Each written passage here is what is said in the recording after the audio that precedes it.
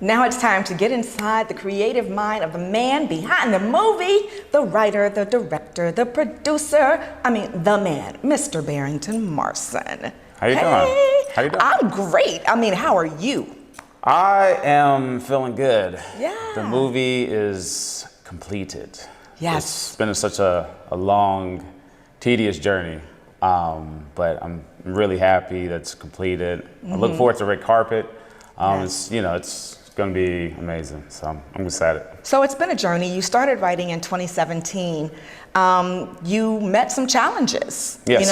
What are some of those obstacles, and then how did you get over them and decide, yes, I'm going to finish this film? 2017, I was definitely doing so many drafts of the script because the script was originally 2 different stories. But I wanted to really tell a story that focused on the antagonist and protagonist part of it. Okay. And that's kind of what Arthur Fisher is. It's like, he's a bad guy, but then you kind of start loving him in a way. So I was planning on shooting in 2018 and end up, some things just didn't pan out. Being an independent filmmaker, you go through those hurdles of like, where am I gonna get the money from? Right. So that was kind of like a lot of my hurdles that I had went through, and then I had investors kind of backed out, and then I lost so much people, crew, and all that stuff. And as an independent filmmaker, you kind of go through those moments of kind of like, this may not be meant to be. But I went to California late 2018. I think just being out there, I had some type of motivation, and I was like, I'm gonna give this movie one more time because I didn't want to be older and kind of wish like, man, I wish I would have made that movie. Yeah, no regrets. I didn't want that regrets. And I heard a great quote this man said recently. He was like, people worry about how much it costs for success. Worry when you get the bill of regret. Ooh, so, and I just didn't want to have that regret not making this movie. So I said, you know what? Let me figure out a way to make this movie. So I didn't have the money, of course. And first person I reached out was to Levi Burdick. Because he was obviously the main guy that I had to make sure can do the role. So I hit him up, I called him, and he was like, I was like, hey man, let's do it again. Let's try to get this movie going again. He was like, hell yeah, let's do it. Yeah. So I reached out to the kids that were gonna play, in the role of the movie, and they said yes. And of course, some actors didn't want to come back and stuff like that, which was fine, it's part of the business. Their loss. Yeah, their loss. But so we started planning. I found a new crew, found a DP.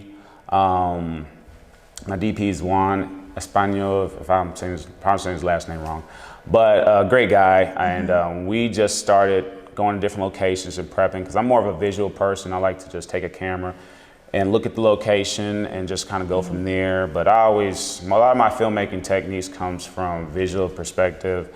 I'm not one of those people I have to write a big shot list and this is how this needs to be. As long as, because everything tends to be in my head. Obviously, it's not always the best technique because you have to kind of express that to your crew. Right, you got to relay that vision. Yes. Yes. But my DP definitely understand my vision. I've been filming for over 10 years. I started back in college. I was shooting all my movies by myself. So I've been wearing multiple hats for over 10 years. Yeah, so I know what shots I need to get, coverage and stuff like that. Let's talk about the film itself. Yes. Let's talk about the storyline. Where did the story come from? What made you want to write about this particular story? It was a movie called Lucky Number 11. It's with Morgan Freeman, Josh Hartnett, and Bruce Willis. And I saw it when I was a teenager and stuff like that. So it was a great twist. So I think the twist of the movie, what kind of sparked the idea, but then I ended up changing the story a little bit, and then it kind of evolved into so many different things. But the movie is very influenced from like movies like Kiss the Girl, also with Morgan Freeman, if you've seen that, it's a classic. Okay. What's the other movies? Godfather, and stuff like that. Because his character is kind of like Michael Corleone, more of like Godfather 3, where he's getting older and he's ready to leave that lifestyle and kind of focus on his family. So you see a lot of that in this movie where he's like, hey, I'm out, I'm trying to focus on my family, because he's a single parent and stuff like that. And he doesn't have the best relationship with his kids, obviously. So I kind of really took some bits and pieces from those movies that kind of, molded it a little bit, and that's where, Abiding. How'd you come up with the title? What does that mean? I mean, we can look up the definition, of course, but what does that mean in relation to the film? It's definition is more of eternal, everlasting. So I can't quite give away, but if you take those words and really watch the movie, you'll kind of break down the title why I kind of chose that. And it's again, his past has come back to haunt him. So some things have been everlasting pain for others. Gotcha. That's the best way I can sum it up without giving away the story. So I thought it was a very unique. When I come up with titles, it's sometimes a very simple title, or it can be more of a deep title. I like to have simple titles, but it's more deeper than what you think the story's going to be. So that's how I tend to come up with my titles and stuff. So here we are. It's time for the premiere. It's time for the red carpet event. It's time for you to show the world your magic. Finally. If there was anything that you could have done differently, what would it be? Oh man, that's a lot. I don't want to say that. Maybe just time. I think just because, I shot this with really no budget, pretty much no budget. We had some money to kickstart it, but I was still kind of coming out the pocket. I was doing crafty, and it was like I was wearing multiple hats. Yeah. So good thing I was very resourceful. I had people in the industry that had a location here, a location there, a club. It's good to know people. Yeah, relationships. So I was very resourceful doing this movie, and I'm big on production value and quality, because I think that stands out from a lot of indie movies. Yes. So that's what I was really pushing for, and I really took those limits of just being broke. Like I was broke for like 3.5 months shooting this movie, because I was so determined and focused to get it done. Yeah, because you have to invest in yourself. You have to invest in your dream. Yes. Yeah, so. It was a lot of rough times figuring out like, okay, I'm shooting this movie Saturday and Sunday, but then now I'm figuring out, do I have gas to get to work Monday? And, a lot of people don't see those struggles that, we see the glitz and glams of Instagram and social media and all that stuff, but a lot of people don't see what goes on behind it. So I went through a lot of struggles that was challenging, but, I just kept pushing through, because I used to had a day job when I was shooting the movie, and I was working 2 to 10, and I think every Friday I had to go from McDonough all the way to like East Point, pick up my friend's lens that he had, and he let me borrow it. Joseph Frederick, shout outs to you. And I was going to his house every Friday and pick up those lenses because I liked it and its quality. And we was doing it every Friday. I didn't get to bed prior to like maybe 1 o'clock, making sure I had crafty and snacks for my cast and crew. And then loading all that stuff in the car, going to set at 6 a.m. in the morning. And it was just like that, and then we did a lot of pickup shoots on my days off during the week, which was Tuesday. So I would look at the dailies from that weekend. I would tell Levi, I say, hey, you know what? I'm not really feeling this scene. I think it could be a little better. Let's make some adjustments. And he was probably the fantastic actor. I mean, I didn't really have to say much to him. And he was such a team player. He made my job easy as a director and stuff. So we collabed very well.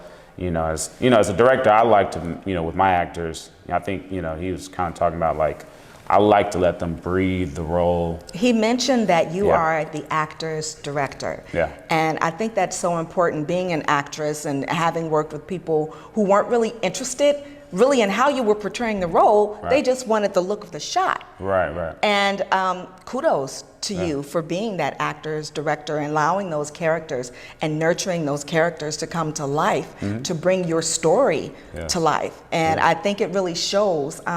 I mentioned to you when I looked at your trailer, and I was like, first of all, the quality is awesome. It does not look like an indie film at all. So, Thank you. I appreciate it. But also, I've seen trailers, you guys have seen trailers that are like, I don't understand why they put this in the trailer, or this is so insignificant, or this is too much, or this is too, you know what I mean? Right. But your trailer, it gave us what we needed. It gave me what I needed to say, you know what, I want to see this film. This looks interesting. Great story. The whole dad thing, the whole keeping secrets, and I mean the reality of the whole thing. Exactly. So thank you. Applause. Yeah, I'm big on trailers because I'm always analyzing movie trailers when I watch them, and today's, in the sense of movies now, they just give away too much, you know, and in trailers, it's kind of like I can see a trailer and they give away everything that happened. It's like, you have to have the mystery. You gotta, you know, give a little bit what the story's about, but then, you know, you want the audience to kind of wonder, okay, what's gonna happen next? Yes. You know, so yeah, I analyze a lot of that stuff and I just try to perfect it, you know, in all my work and stuff like that, so. Well, speaking of, you know, next. Yes.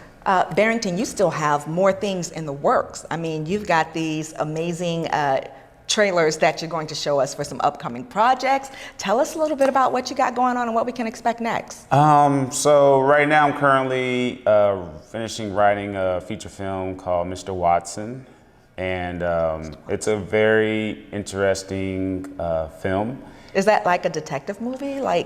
No, he's basically a vigilante, and he's also has a lot of personal problems in his personal life. So it's very much of a pursuit of happiness mixed with Batman Year One comics. Okay. So I think a lot of people will find it very interesting, and it's different. You know? I'm a big comic head, so I've always kind of figured out what can make those movies different in a way, because you know, the character's very humanized. He's not rich. He's not you know, Bruce Wayne or Tony Starks or whatever. So he's a cool, interesting character. So. Well, I know there's a lot of actors who are like, I would love to work with Barrington Marson. I would love to be on one of his projects. How does that happen? What do you look for? You know? You know, I don't know. I kind of cast my actors differently. You know, based off like, you know, I look at your demo reel and I kind of look at your tone delivery, you know, your personality, looks, obviously. So it just varies. Everything can be a little different, you know, depending on what I'm looking for in a character. But sometimes if I can look at a character or somebody who is an actor or whatever, I can just look at their personality and say, okay, do they fit this person, you know? So I look at personality for the most part. Okay. Yeah. Well, I tell you what, I'm so excited about seeing the film, being invited to be a part of this. So, woohoo! It's gonna be fun. And then afterwards, you can breathe. And from what I understand, you're gonna take a much-needed vacation. Yes. Yeah. Very long needed vacation. Yeah. Not too long, because I still stay busy because I have my production company. So I've had some movies, some projects coming up for different clients. I got some short films and reality shows coming up, music videos. So you just stay busy. You just stay busy. I stay pretty busy for the most part. Well, that's what's up. That's what's up. Well, Barrington Marson, thanks so much for taking the time to talk to me and share and let me inside your head, your creative mind. Yes. I love it. You all are in for such a treat. Again, I am Khrys Styles, your favorite girl from One Black Woman Entertainment, and I look forward to seeing more of you too. Enjoy the film.